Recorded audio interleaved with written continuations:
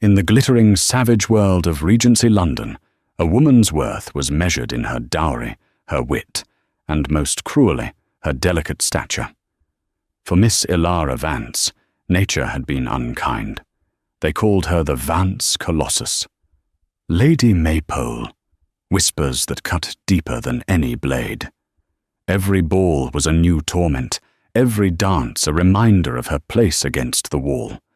But tonight, at the height of the London season, the most powerful man in England, the enigmatic Duke of Blackwood, has just entered the room. He is a man who answers to no one, a man who could have any woman he desires. What happens when his gaze sweeps past the diamond-encrusted beauties, the celebrated toasts of the ton, and lands on the one woman everyone else has cast aside? This isn't just a story about a dance. It's the story of how a single moment of defiance can shatter a world of prejudice and forge a love that would become a legend. The air in the Marchioness of Danbury's ballroom was a thick, cloying perfume of beeswax, sweat, and ambition. For most young ladies of the ton, it was the scent of opportunity. For Ilara Vance, it was the smell of her own slow, public suffocation. At 20 years of age and standing a full 6 feet tall, she was an architectural anomaly in a society that prized women like delicate porcelain figurines. From her customary position near a potted palm, a plant she felt a strange kinship with, both being unnaturally tall for their surroundings, Ilara watched the swirl of silks and satins on the dance floor.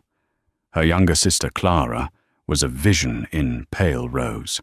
Petite, effervescent, and blessed with the kind of dimpled smile that made even stern-faced dowagers coo, Clara was currently being charmed by Viscount Atherton, a man whose head barely reached Ilara's chin. "Isn't she just divine?" her mother, Lady Anne Vance, whispered, her fan fluttering with a nervous energy that never quite settled. "Viscount Atherton is quite taken with her. A most suitable match." Ilara offered a tight-lipped smile. "Indeed, Mama. Clara is luminous tonight." It was true.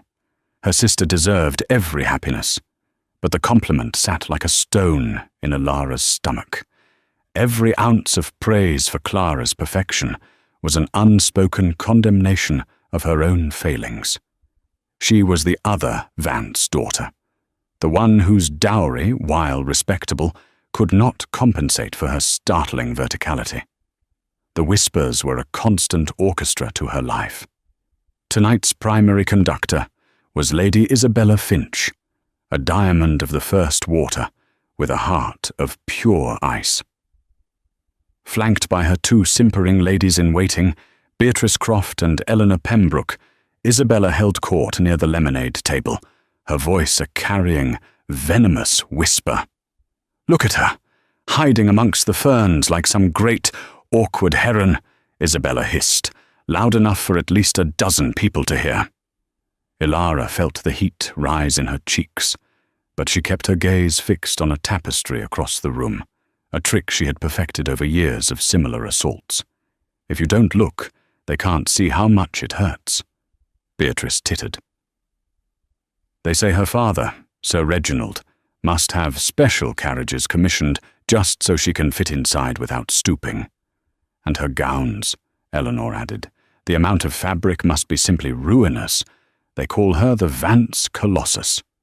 The cruel nickname hung in the air. Ilara's gloved hands clenched into fists at her side. She had heard it before, of course, but each time it was a fresh wound. She was not a colossus. She was a woman who loved Keats, who could spend hours sketching the intricate vein patterns on a single leaf, who felt music so deeply in her soul it was a physical ache. But none of that mattered here. Here she was only her height. Her father, Sir Reginald, a kind man with weary eyes, approached her side. "Are you well, my dear?" "Perfectly, Papa," she lied, forcing a lightness into her tone. "Just admiring the Marchioness's rather bold choice in statuary. He didn't believe her, but he loved her enough not to press. He patted her hand. "The night is young. Perhaps a turn about the room?" It was a kind offer, meant to dislodge her from her corner, but the thought of parading through the sea of staring eyes was mortifying. It would only invite more comparison, more whispers, as men of average height would have to crane their necks to speak to her. "I think not. I am quite content here." The orchestra swelled, beginning a new waltz. The floor became a kaleidoscope of motion. Lord after lord claimed their partners. Clara was now dancing with a handsome baron, her laughter tinkling like tiny bells. Elara watched her, a familiar mix of pride and envy churning within her. Why had fate been so generous to one sister and so bizarrely theatrical with the other? Suddenly, a palpable hush fell over the room, a ripple of silence that started at the grand entrance and spread outwards. The music did not stop, but the chatter died, heads turned, and fans paused mid-flutter. "Good heavens!" Lady Anne breathed, her eyes wide. "It's him." Elara followed her mother's gaze. Framed in the magnificent archway, as if he had been carved from the very marble of the estate, stood Alistair Beaumont, the Duke of Blackwood. He was a man who existed more in rumour than in reality. Unmarried at 30, with a fortune that could rival the crowns and estates that spanned 3 counties, he was the undisputed prize of the marriage market. Yet he was rarely seen, preferring his sprawling country seat to the frippery of London. His appearance tonight was an event of seismic proportions. He was, Elara noted with a detached sort of interest, exceptionally tall. Taller even than she was. He stood at least 6 feet 4 inches, with broad shoulders that his immaculate black tailcoat did little to conceal. His hair was the colour of dark sable, and his face was all sharp angles and severe planes, dominated by intense, slate-grey eyes that seemed to miss nothing. He moved with a predator's grace, nodding curtly to their host, the Marquess of Danbury, his expression unreadable and remote. Immediately he was swarmed. Mothers shoved their daughters forward. Debutantes suddenly found reasons to swoon in his general direction. He handled the attention with an air of profound boredom, his gaze sweeping over the eager, painted faces with a disinterest that was almost insulting. Isabella Finch, naturally, saw her moment. With a practiced flick of her fan, she glided towards him, her smile a dazzling weapon. "Your Grace," she purred, executing a perfect curtsy. "What a wonderful surprise. We had all but given up hope of seeing you this season." The Duke's eyes rested on her for a fraction of a second. "Lady Isabella," he acknowledged, his voice a low baritone that seemed to vibrate in the very floorboards. He offered no further encouragement. Undeterred, Isabella pressed on, her sycophants flanking her. "The music is so lovely tonight, is it not? I find myself quite desperate for a waltz." It was a blatant, shameless invitation. The entire room held its breath. A dance with the Duke would cement a young lady's status for the entire season. The Duke's gaze lifted from Isabella's expectant face. It began to travel, slowly, deliberately, around the perimeter of the room. It passed over blushing maidens and hopeful matrons. It scanned the clusters of gossiping dandies and fortune hunters. Elara, safe in her shadowy corner, watched the inexorable progress of that cool, grey stare. She felt a bizarre premonition, a tingling on the back of her neck, and instinctively took a half-step back, trying to merge further with the potted palm. But it was too late. His eyes found her, and they stopped. For a moment that stretched into an eternity, the Duke of Blackwood simply looked at her. He wasn't staring at her head, which was level with his own, or at her shoulders. He was looking directly into her eyes, a piercing, analytical gaze that seemed to peel back the layers of polite society and see the woman hiding behind them. In his eyes, she saw not shock or amusement, but a flicker of something she couldn't name. Recognition, curiosity. Then, the unthinkable happened. He gave Lady Isabella a curt, dismissive nod, turned his back on her stunned, furious face, and began to walk, directly towards the potted palm, directly towards her. The path the Duke of Blackwood carved through the ballroom floor was like the parting of the Red Sea. Ambitious mammas and their hopeful daughters, who had moments before been pressing in on him, now scrambled out of his way, their faces a mixture of confusion and disbelief. The whispers that had been Ilara's torment now changed their subject, becoming a frantic, questioning hum that followed in the Duke's wake. Where is he going? Who is that he's looking at? Is that the tall Vance girl? Ilara felt her heart begin to hammer against her ribs, a frantic bird trapped in a cage of whalebone and silk. This could not be happening. It had to be a mistake. Perhaps he was heading for the card room behind her, or maybe he felt a sudden affinity for tropical botany. Any explanation was more plausible than the one her senses were screaming at her. But he did not falter. His steps were measured, unhurried, yet filled with an undeniable purpose. With every footfall, Ilara's world seemed to shrink until it contained only the space between them.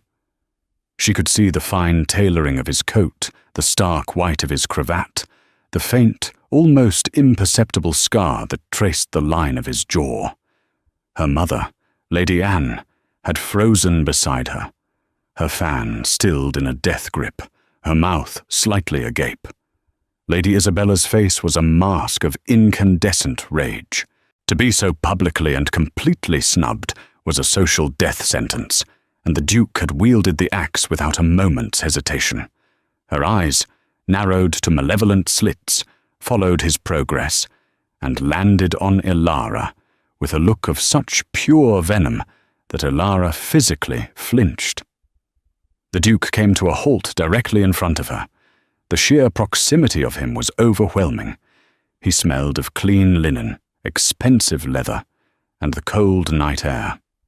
For the first time in her life, Ilara found herself looking not down, not straight ahead, but slightly up to meet a man's eyes. The sensation was so novel it was disorienting. He bowed, a gesture of perfect, formal grace that was in no way mocking. "Miss Vance," he said, his baritone voice even more resonant up close. He knew her name. The thought sent a fresh jolt through her. How could the Duke of Blackwood possibly know her name? Ilara, her mind a whirlwind of panic, remembered her manners just in time. She sank into a curtsy, a movement that had always felt awkward and ungainly, like a great ship trying to dock. She was sure she looked ridiculous. "Your Grace," she managed, her voice a reedy whisper she barely recognized as her own. "I find myself in a rare mood for dancing," he stated, his grey eyes holding hers. It was not a question, but a declaration of fact. "And I find the view from the center of the room to be far superior to that from its edges.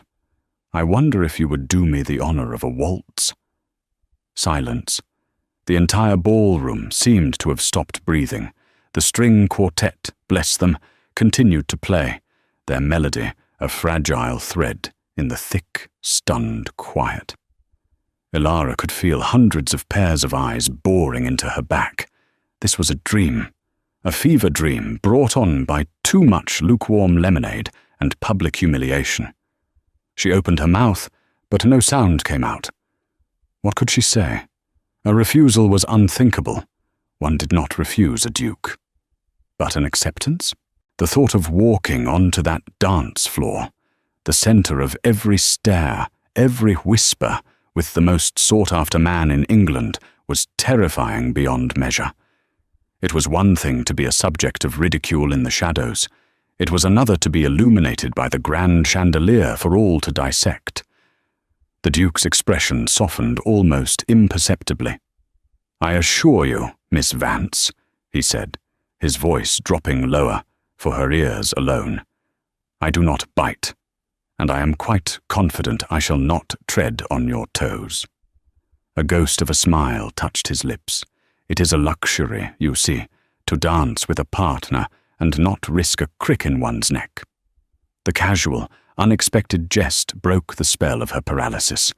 It was a simple acknowledgement of their shared height, but it was done without malice, without a hint of mockery. It was a statement of shared experience, a sliver of common ground. In that moment, something shifted in Elara. A tiny defiant spark ignited in the ashes of her humiliation. For years she had hidden. She had folded herself into corners, tried to make herself smaller, prayed for invisibility. She had absorbed the insults and borne the ridicule with quiet, stoic resignation.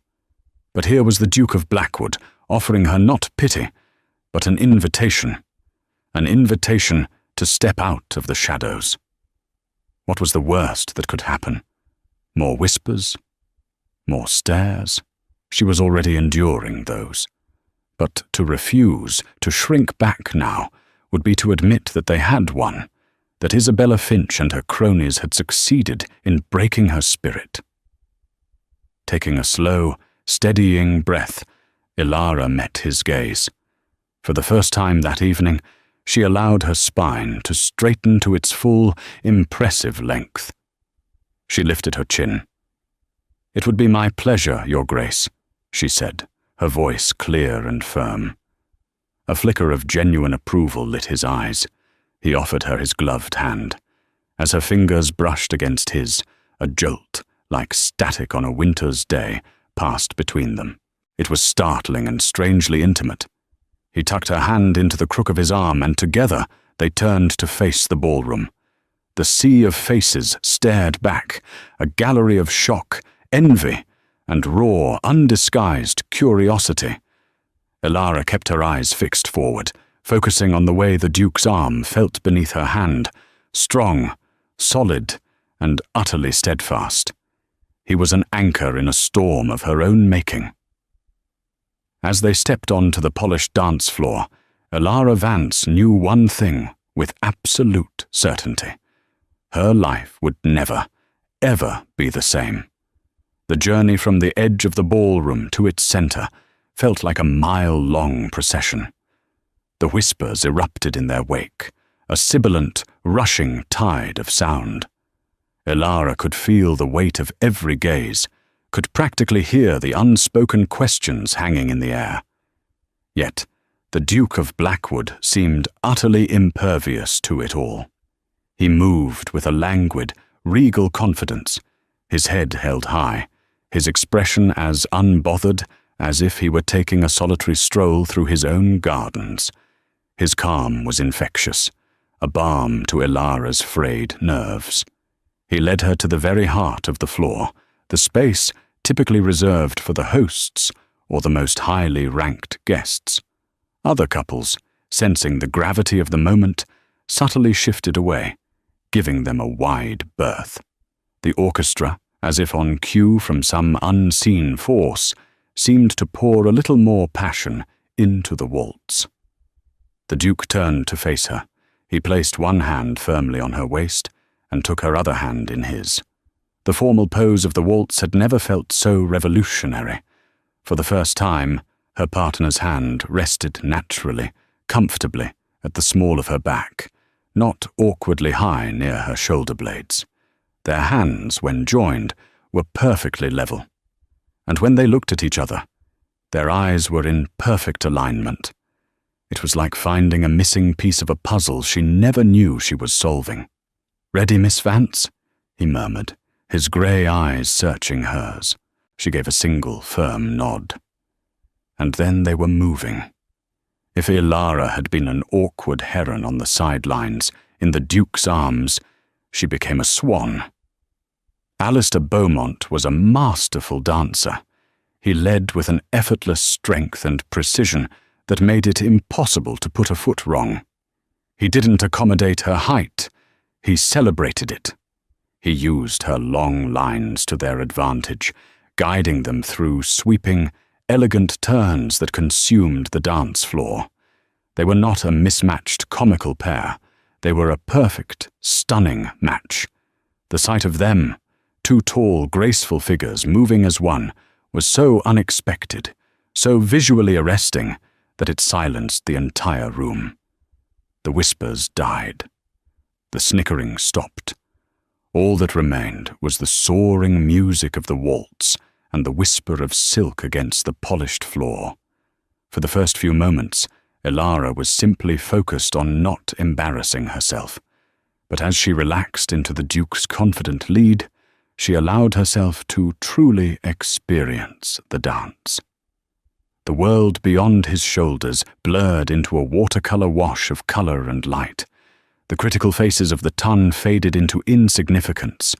There was only the music, the movement, and the man holding her.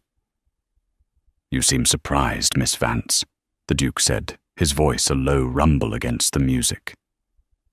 "I am surprised by many things this evening, Your Grace," she replied, her own voice steadier than she expected.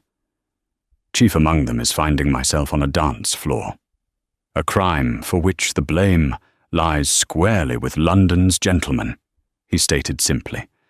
"Their lack of vision is exceeded only by their lack of courage." The comment was so direct, so unapologetic in its defense of her, that it stole her breath for a moment. "Courage, Your Grace?" "It takes no courage to flock to the most obvious flower in the garden," he explained, his eyes never leaving hers. "It takes a discerning eye to appreciate the rare bloom that towers above the rest." A blush, warm and unwelcome, crept up her neck. This was more than polite flirtation. It was a deliberate, calculated compliment, and it landed with devastating accuracy. "You are surprisingly poetic for a duke." A real smile, small but genuine, finally broke through his severe expression. It transformed his face, chasing away the shadows and revealing a startling warmth. "And you are surprisingly frank for a debutante. Most of the young ladies I meet can speak only of the weather and the latest court gossip."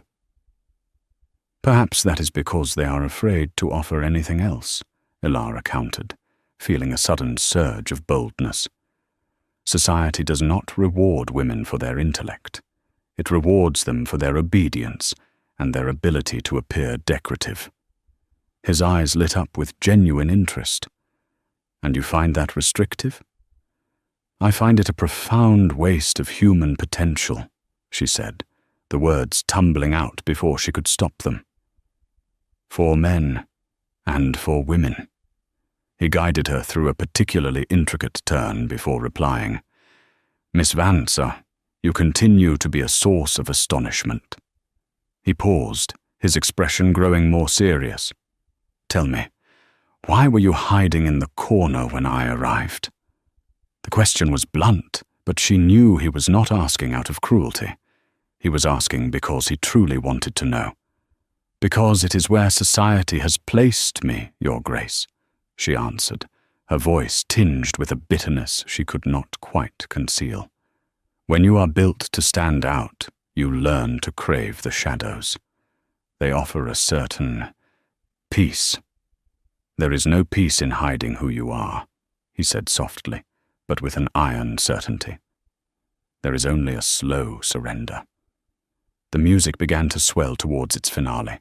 The notes soared, filling the grand ballroom with a bittersweet, triumphant melody. The Duke held her gaze, and in that moment, Elara felt a profound and dizzying connection, a sense of being truly seen for the first time in her life. He saw past the Vance Colossus. He saw past the wallflower. He saw her. As the final chord resonated and faded into silence, they stood motionless for a heartbeat in the center of the floor. The spell was broken by a sudden, spontaneous sound. It began with a single person, the elderly, respected Duchess of Abernathy, bringing her hands together in a firm, deliberate clap. It was followed by another, and then another, until the entire ballroom, save for a seething Isabella Finch and her cohort, erupted in genuine heartfelt applause. They were not applauding a duke choosing a partner. They were applauding the spectacle they had just witnessed, a perfect dance, an unexpected pairing, and a quiet but powerful rebuke to the petty cruelties of their world. The Duke of Blackwood bowed to her once more, his eyes gleaming with something that looked remarkably like triumph. "Thank you for the dance, Miss Vance." "The honor was all mine, Your Grace," she breathed, her heart still soaring. As he escorted her back towards her parents, who looked utterly shell-shocked, the crowd parted for them once more. But this time the stares were different. The whispers had changed their tune. There was no more mockery, no more pity. There was only awe, respect, and a frantic, burning curiosity. Elara Vance had entered the Danbury ball as a joke. She was leaving it as a mystery, and it was all thanks to the Duke's first dance. The Danbury ball did not end Elara's problems. It merely changed their nature. The ridicule that had once been a steady, miserable drizzle became a tempest of speculation, envy, and intense scrutiny. In the days that followed, the Vance townhouse on Grosvenor Square, usually a quiet sanctuary, was besieged by a deluge of calling cards. Ladies who had previously looked right through Elara now vied for an audience, their curiosity thinly veiled behind polite inquiries about her health. "It's quite overwhelming," Lady Anne said, fanning herself as she stared at the silver tray overflowing with cards. "The Duchess of Richmond, Lady Coper, even Lady Jersey has called. Elara, my dear, do you understand what this means?" Elara understood all too well. She was no longer an object of pity, but an object of fascination. A puzzle to be solved. The central question on everyone's lips was, why her? What had the Duke of Blackwood, a man who could have anyone, seen in the Vance Colossus? They looked for a secret fortune, a hidden political connection, some logical explanation for an event that defied all social mathematics. They could not conceive that the reason might be as simple as a shared glance, a witty conversation, and a perfect waltz. Her newfound celebrity was a strange, ill-fitting garment. Young men who had once avoided her gaze now stumbled over themselves to ask for a dance at soirees and assemblies. Their compliments were clumsy, often circling back to the Duke. "His Grace has excellent taste," one young lordling had said, as if Elara were a piece of fine art the Duke had recently appraised. She was still an object, just a more valuable one. The Duke himself remained tantalizingly aloof. He did not call. He did not send flowers. For a week, he made no sign. Elara told herself it didn't matter. It was just one dance, a whim, a grand gesture from a bored aristocrat. But a small, hopeful part of her heart felt a pang of disappointment with every passing day. Meanwhile, Lady Isabella Finch was not idle. Humiliated and furious, she turned her considerable social power to the task of destroying Elara's reputation. The whispers she now seeded were far more poisonous than mere jests about height. "I hear the Vances are in dire straits," she would muse at the modistes, her voice carrying. "They must have paid the Duke a fortune to stage that little performance, a desperate attempt to marry her off." To a circle of ladies in Hyde Park, she would sigh dramatically. "One must feel for the Duke. He is so kind-hearted. He obviously took pity on the poor creature.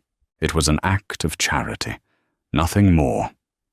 These rumours, like insidious vines, began to creep through the drawing rooms of London.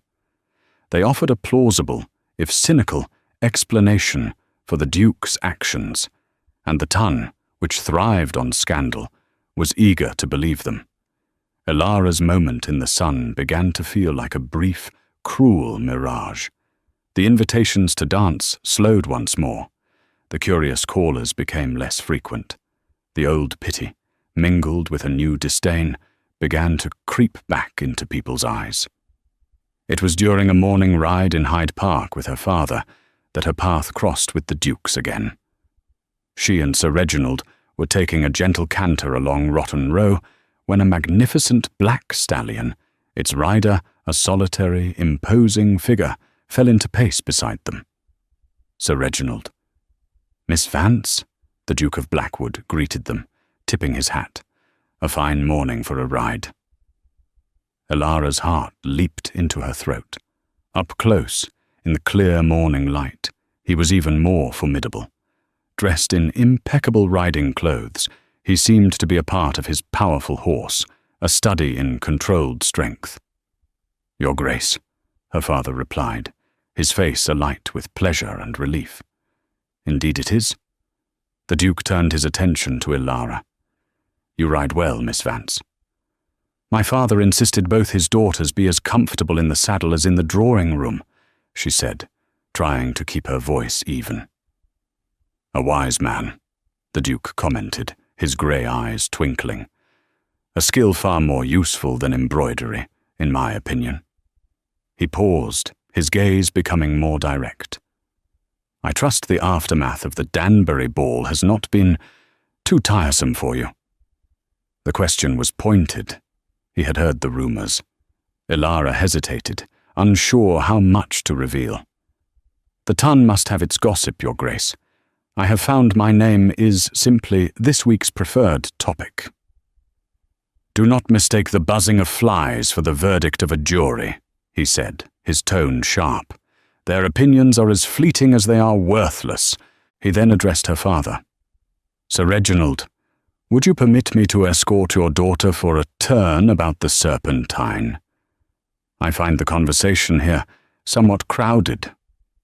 He glanced meaningfully at the other riders and promenaders, whose stares were fixed upon them. Sir Reginald, looking as if he had just been handed a winning lottery ticket, agreed with almost unseemly haste. "Of course, Your Grace. By all means." As her father tactfully fell back, the Duke guided his stallion next to her mare, and they proceeded at a gentle walk. "I apologize for the delay in seeking you out," he said, once they were out of earshot. "A matter of some urgency on my northern estates required my full attention." A dam burst. "Oh, how dreadful!" Ilara exclaimed, her concern genuine. "Was anyone hurt?" "No, thank heavens. But the flooding was significant. It has consumed my days and nights." He looked at her, and she saw the lines of fatigue around his eyes. "I tell you this, Miss Vance, not to excuse my silence, but to explain it. I would not have you believe the whispers that my attention was an act of pity or a fleeting whim. It was not." The sincerity in his voice was a balm to her bruised spirit. "Thank you, Your Grace." "Alistair," he said suddenly. "My name is Alistair." "I could not possibly," she stammered. "I insist, and I shall call you Ilara, if you permit it." He didn't wait for permission. "Ilara, I find myself returning to London for a matter of obligation, a tedious affair involving a visiting dignitary. There is to be a reception at the Austrian embassy.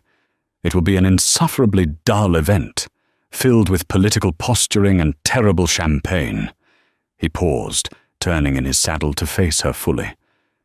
"It would be made infinitely more tolerable if you would agree to accompany me." It was not a proposal of marriage. It was not even a formal courtship declaration. It was something far more terrifying and exhilarating, a public alliance.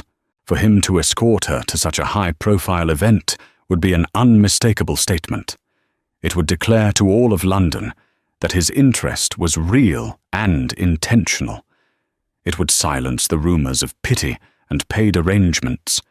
but it would also place a target squarely on her back. She would no longer be a curiosity. She would be Isabella Finch's sworn enemy, and the subject of every gossip columnist in the city. The storm Isabella had been brewing was about to break, and the Duke was asking her to walk into the heart of it with him. She looked into his serious, steady grey eyes, and saw a challenge there, but also a promise of support. He was not offering to shield her from the storm. He was offering to hold the umbrella. Taking a deep breath of the cool park air, she made her choice. "Alistair," she said, testing the name on her tongue. It felt right. "I would be delighted to suffer through terrible champagne with you." The night of the Austrian embassy reception was a study in calculated grandeur. Chandeliers dripped crystals like frozen tears, and the air hummed with a dozen languages as diplomats and aristocrats mingled. Arriving on the arm of the Duke of Blackwood was like walking through a dream.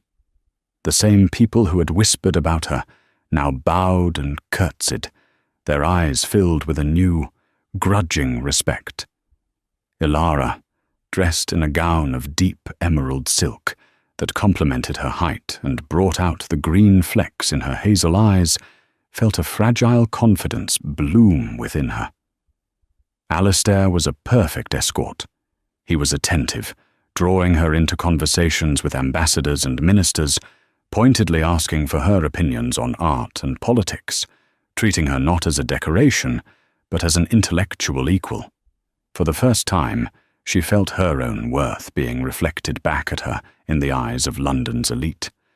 But even under the Duke's formidable protection, the serpent in the garden was never far away. Lady Isabella Finch, stunning in a gown of icy blue, watched them from across the room. Her smile was bright and brittle, but her eyes held the cold promise of retribution. The twist of the knife came not from Isabella directly, but through a far more insidious method. As Alistair was drawn into a conversation with the Austrian ambassador himself, a man approached Ilara. He was older, with a florid face and an air of shabby desperation that was jarringly out of place amidst the splendor. "Miss Vance," he said, his voice low and slick, "a moment of your time, if I may. Mr. Thorne, I am an old acquaintance of your father." Ilara's blood ran cold. Mr. Thorne.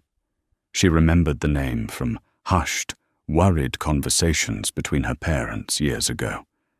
He had been a business partner of her father's, a man who had nearly led Sir Reginald into financial ruin through reckless speculation before disappearing under a cloud of debt and scandal.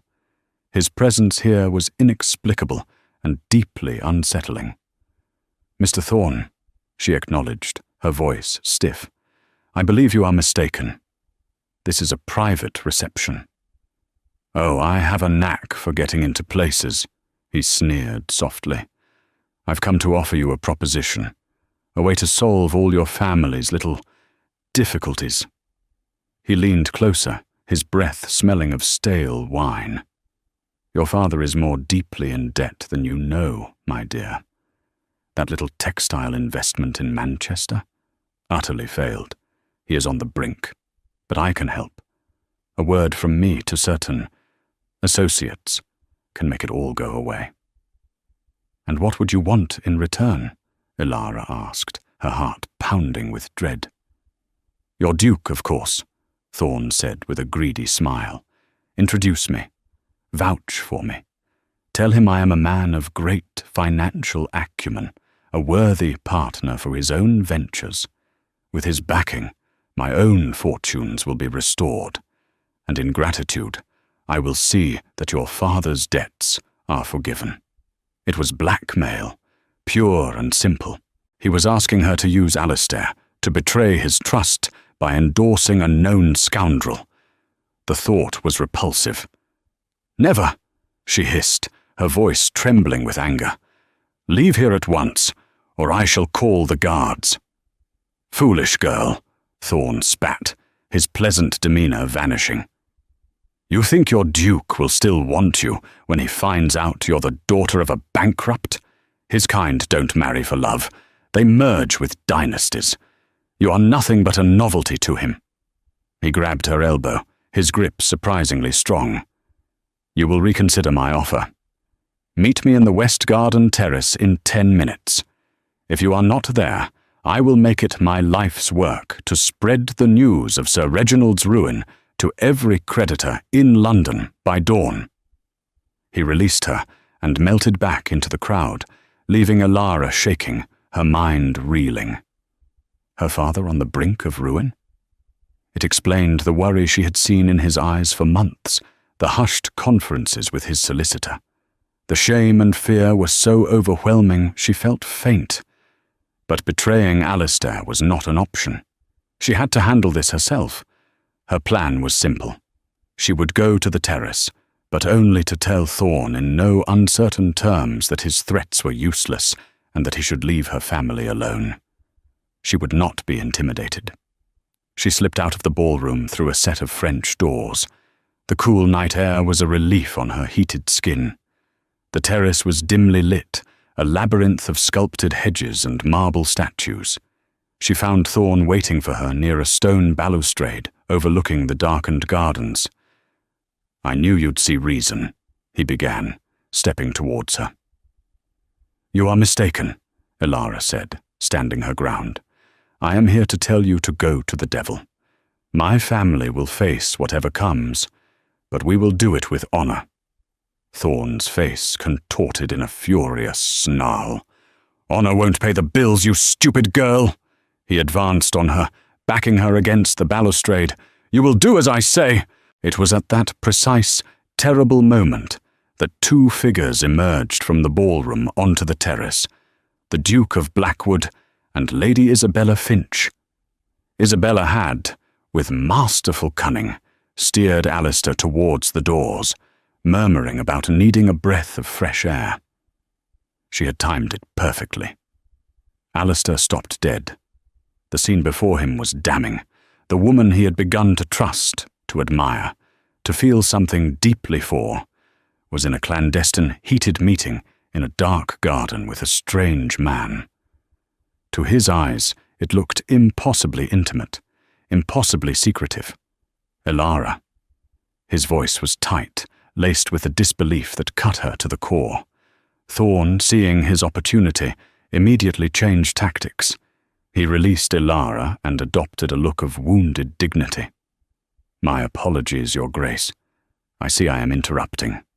Miss Vance and I were just concluding a private family matter." He bowed and scurried away into the darkness, leaving a devastating tableau behind him. Isabella laid a delicate hand on Alistair's arm. "Oh, you poor man," she whispered, her voice dripping with false sympathy. "I am so sorry you had to see that. Who was that man? I do hope she hasn't been indiscreet." Elara stood frozen, the words lodged in her throat. "Alistair, it is not what it looks like. I can explain." But Alistair's face had become a mask of cold fury. His grey eyes, which had looked at her with such warmth only moments before, were now chips of ice. He had a past Elara knew nothing about, a past that included a former fiancé who had betrayed him for a richer man. He was predisposed to suspicion, his trust a fragile thing once broken. And this scene, so perfectly staged, had struck him in that old, unhealed wound. "Explain," he said, his voice dangerously quiet. "Explain what? That you leave my side at a public event for a secret rendezvous in the dark? That you have private family matters with men I have never heard of? Do not take me for a fool, Miss Vance." He used her formal name. It was like a slap. "He was threatening me," she pleaded, taking a step towards him. "He was blackmailing my family."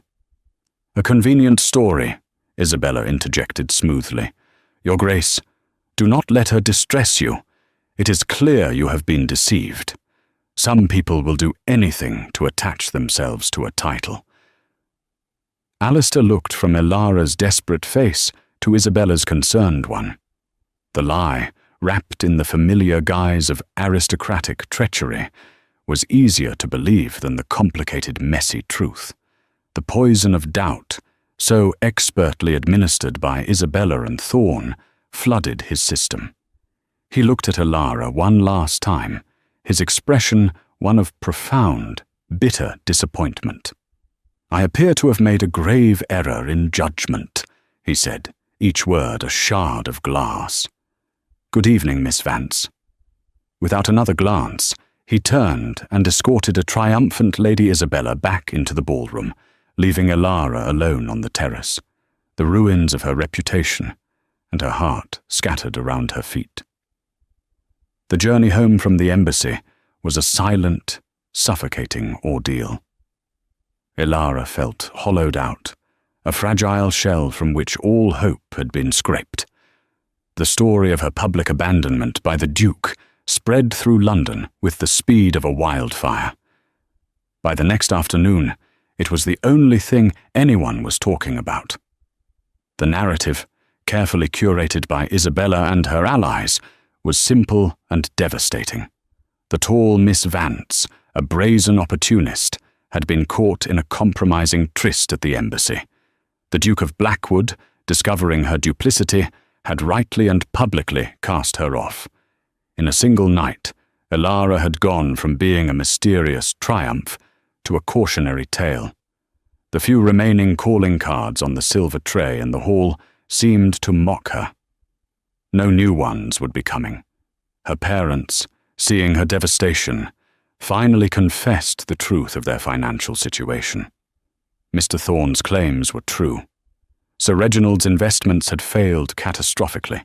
They were on the verge of ruin, a fact they had desperately tried to hide to protect their daughter's marriage prospects. "I am so sorry, Ilara," Sir Reginald said, his face ashen, looking 20 years older than he had a month ago. "I have failed this family." The news, which should have crushed her, instead sparked a flicker of something new. Resolve. She was tired of being a victim of circumstance, a pawn in other people's games. "You have not failed us, Papa," she said, her voice quiet but firm. "You have provided for us and loved us. We will face this together." But the days that followed were bleak. The invitations ceased entirely. When Ilara and her mother ventured out in their carriage, they were met with cold shoulders and pointed glares. Clara, whose own prospects with Viscount Atherton were now in jeopardy due to the family scandal, tried to be supportive, but Ilara could see the strain and disappointment in her younger sister's eyes. Ilara had not just ruined her own life, she had tainted her entire family. Meanwhile, Alistair, the Duke of Blackwood, was miserable. He threw himself into his work, spending long hours with his estate managers and solicitors, trying to bury the image of Ilara's stricken face under ledgers and legal documents. But it was no use. Her plea, "He was threatening me," echoed in his mind. His friend, Lord William Stirling, a jovial man with a sharp mind, found him brooding in his study one evening. "You look like you've just lost a war, Blackwood," William said, pouring himself a brandy. "Still stewing over Miss Vance?" "I do not wish to discuss it," Alistair bit out. "Of course you don't," William said, settling into a chair. "Because if you discuss it, you might have to admit that your reaction was precipitous. You judged and convicted her in under a minute.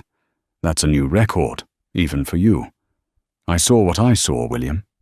You saw a scene orchestrated by Isabella Finch, the most manipulative woman in London," William countered. "You know her reputation.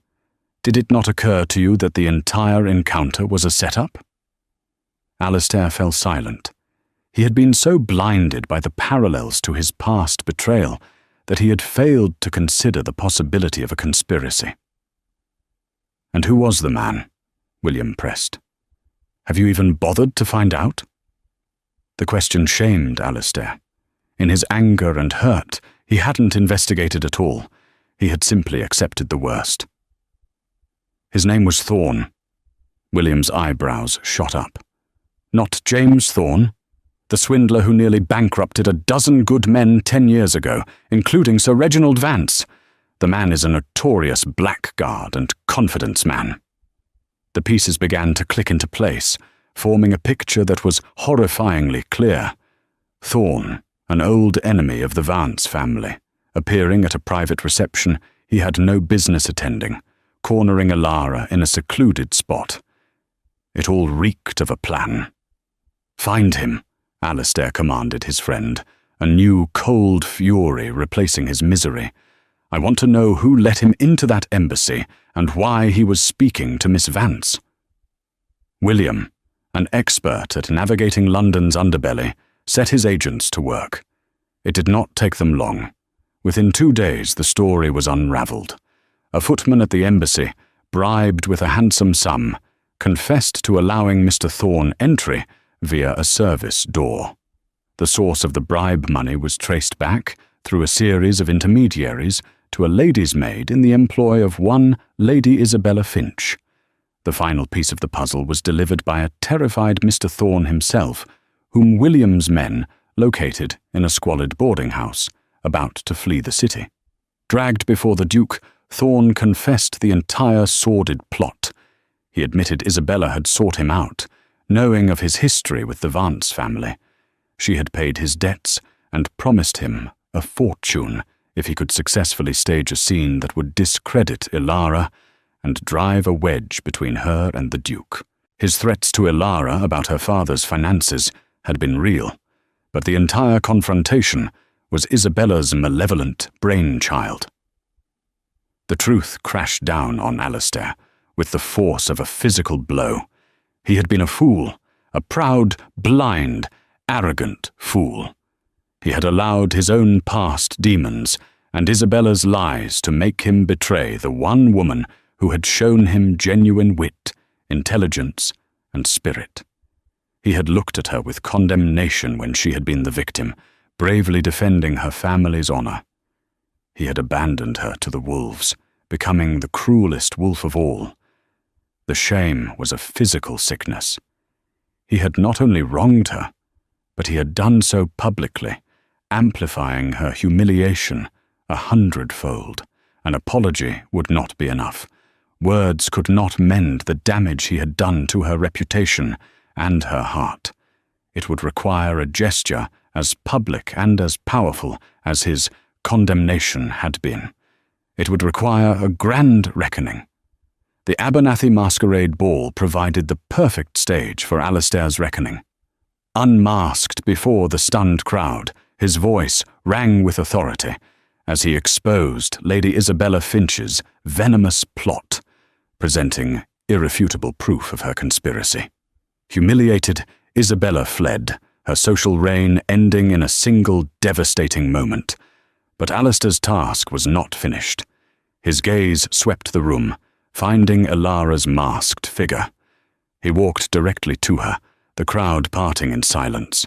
Before the entire ton, he confessed his own profound failure to trust her, his voice thick with remorse. Then, sinking to one knee, he asked not just for forgiveness, but for her hand. "You are my perfect match," he declared. "Will you be my Duchess?" Through tears of joy, Elara removed her mask and whispered, "Yes." He rose, and as he swept her into a triumphant waltz, the room's thunderous applause affirmed that their new beginning had finally arrived. From a wallflower ridiculed for her stature to the Duchess of Blackwood, Elara's journey reminds us that true worth is not measured by the narrow standards of others, but by the strength and grace we hold within. Her story, and Alistair's, is a testament to the power of seeing beyond appearances, the courage to admit when we are wrong, and the beautiful truth that the right person will not ask you to shrink, but will celebrate every inch of who you are. They didn't just silence the whispers. They replaced them with a love story that would echo through the generations. If Elara and Alastair's incredible journey from ridicule to romance touched your heart, please show your support by giving this video a like. Share it with someone who loves a story of triumph against the odds. And if you want more historical dramas that bring the past to life, make sure you subscribe to our channel and click the notification bell. Let us know in the comments below what you loved most about their story. Thank you for watching.